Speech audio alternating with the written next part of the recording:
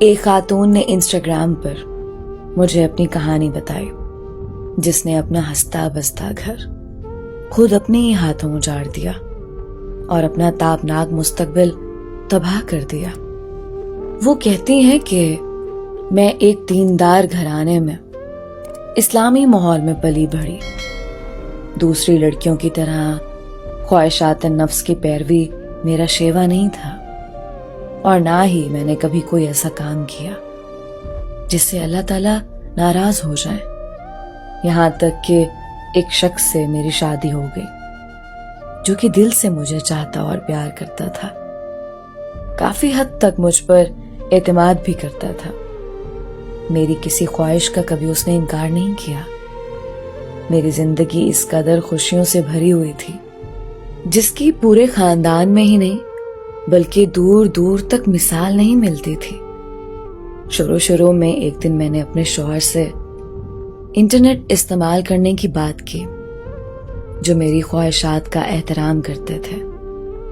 کہنے لگے کہ میں مناسب نہیں سمجھتا، اور جب میں نے بہت ضد کی تو وہ کمپیوٹر لے آئے، جس کا میں نے قسم کھا کر غلط استعمال نہ کرنے کا وعدہ کیا۔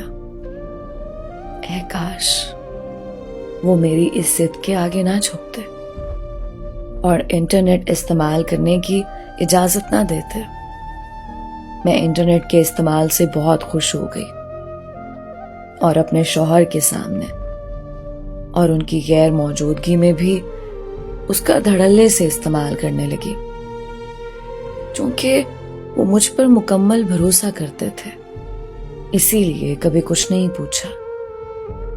کچھ دن گزرنے کے بعد میری ایک دوست نے انٹرنیٹ میں چیٹ کے بارے میں بتایا، اور دراصل چیٹ ایک ایسا کام ہے جو انٹرنیٹ پر مرد اور عورتیں بے جھجک ایک دوسرے سے باتیں کرتے ہیں۔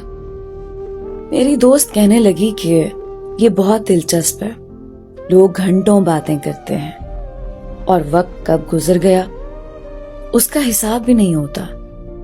چنانچہ میں چیٹ میں داخل ہو گئی۔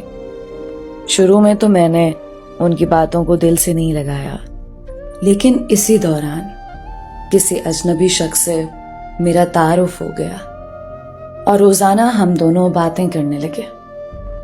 میں نے ان تمام لوگوں میں سے سب سے زیادہ اسے با اخلاق پایا جن سے میں باتیں کرتی تھی۔ اب تو میں گھنٹوں اس کے ساتھ باتیں کرنے لگی، جبکہ میرے شوہر موبائل پر مجھے گھنٹوں بیٹھا دیکھ کر غصہ ہونے لگے، اور مجھے اپنے شوہر سے بے انتہا پیار ہونے کے باوجود وہ آدمی مجھے اچھا لگنے لگا۔ پھر وقت گزرنے کے ساتھ ساتھ